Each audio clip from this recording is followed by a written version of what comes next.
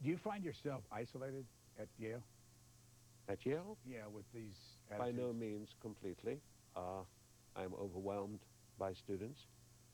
Um, I'm not talking about students so much I as teach as professors. many students as I... No, no, I'm not in a department. I divorced the Yale English department in 1976, and that's almost a quarter of a century ago, uh, because I did not like what was happening. So I got reappointed by the Yale Corporation as our only university professor, though I teach for the English department, I teach for the humanities division, I teach for other departments, and I teach a great many students. But no, there are many people at Yale, both in my generation and younger than myself, who are serious scholars, passionate teachers, who care intensely about thought and art and about the preserving of standards of education. No, I don't feel isolated at Yale. Do I feel isolated in America? Yeah, I guess in a way I do. It does seem to me I'm a somewhat outspoken old monster. You know, why not? At my age, what can they do to me? Uh, one wants to tell the truth. Um, and I think the truth is pretty dreadful nowadays, culturally speaking and intellectually speaking. I suppose I feel fairly isolated. I won't read reviews of me because I know what they will be like. They will be written by people who feel profound resentment of me. Uh, doesn't matter. Isolated. But you know, I can't feel isolated. I mean, I'm too tired really to go on the road as much as I do in support of a new book that I've written, but wherever I've gone, and it's 7 or 8 cities by now, as last night at Politics and Prose here, an overwhelming number of people there, many more than I expect.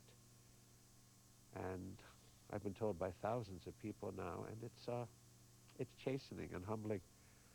People come up to me, and we can only talk maybe for 4 or 5 minutes each, but they rather break my heart by saying that while we've never met before, they regard me as their teacher. It only makes me feel inadequate because, you know, one has terrible limitations as a teacher. But one cares immensely, and one will go on teaching, and one is always taught with as much passion and intellect as one can bring to it. But yeah, I guess I can feel kind of isolated. But, you know, I isolated maybe in the profession, isolated in terms of the media, isolated in terms of the time service, as I call them, the vicars of Bray, the trimmers, but not isolated with the reading public. Clearly, I am read, clearly from the thousands of letters I get, and I can't answer them all. It's impossible. I wouldn't do anything else, and I couldn't do it even then. But I answer the ones I can.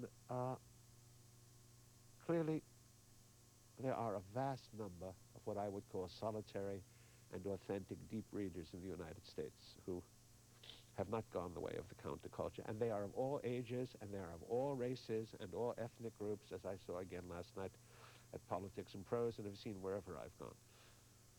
And certainly, I don't feel isolated as a teacher because, though I admit as many students as I can possibly handle into my classes at both Yale and NYU, my Yale seminars are preposterously large, and I have to make a tremendous effort to get to talk to people individually and to get to know people individually. So I guess I feel partly isolated because here I am about to turn 70, and maybe I am obsolete, but that's just personal inadequacy. What I hope to represent, what I try to represent, that cannot be obsolete. If that is obsolete, then we will go down. But I'm being too emotional, so I'm sorry.